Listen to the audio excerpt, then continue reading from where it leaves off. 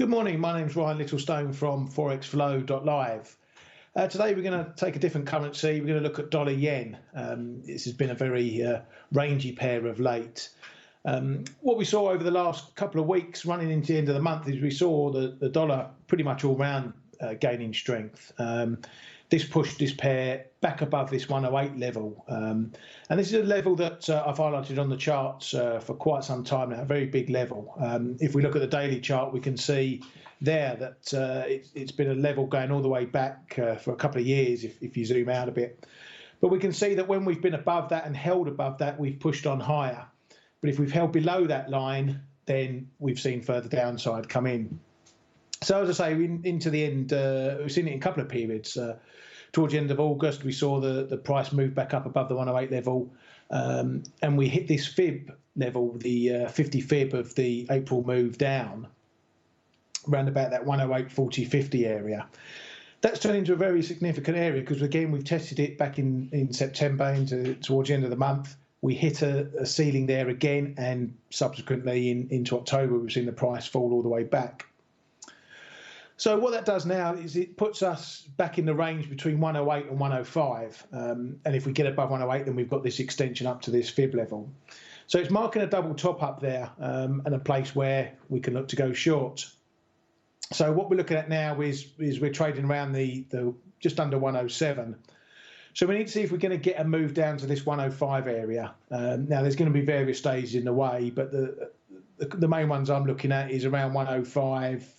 50, 60, maybe up to 70. That's going to be the first line in the sand. If we break there, then we're on for another move down to 105. Now, the good thing about this pair is that it likes to range. It likes to consolidate. So when we get these developing edges, we get these ranges, and they're confirmed either by long-standing support and resistance. It gives us a good confidence to have a trade against these levels. So pretty much 108, 105 is a good area, a good range to trade in between. So while we can trade on the short term, maybe a 15, 30 minute or an hourly chart, just picking intraday moves, we also keep an eye out for these wider edges and these bigger areas because they are the ones you can trade with a pretty high conviction. But you don't need to keep a wide stop on these. You can keep them still very tight. And also look for a break trade. So if you break these levels, then we can look to run maybe a buy stop or a sell stop. And a buy stop is what I had sitting in at 108.55, just in case this fib level broke. The likelihood is we'll carry on probably up towards 109. So you don't need to go out on a limb.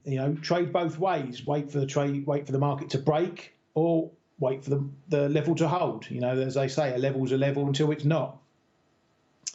So that's what I'm looking at regarding this pair. I don't really have any fundamental direction for it at the moment. We know what the Fed's doing. They're on an easing path, or at the moment, maybe just slightly neutral. So we're probably going to see consolidation going on. Japan's had its sales tax hike, so we need to see how that affects things in Japan fundamentally. But otherwise, it's pretty much trading the levels we see on the chart. I'm happy to trade, scalp the news and the intraday levels. But what I will stick to is these big levels that we see on the chart here. So down to 105 and into 105, I'll be a buyer. Again, up into the 108 and that fib level, I'm a potential seller. And we'll see how the market develops and where it goes from there. And as for this week, I wish you good luck with your trading.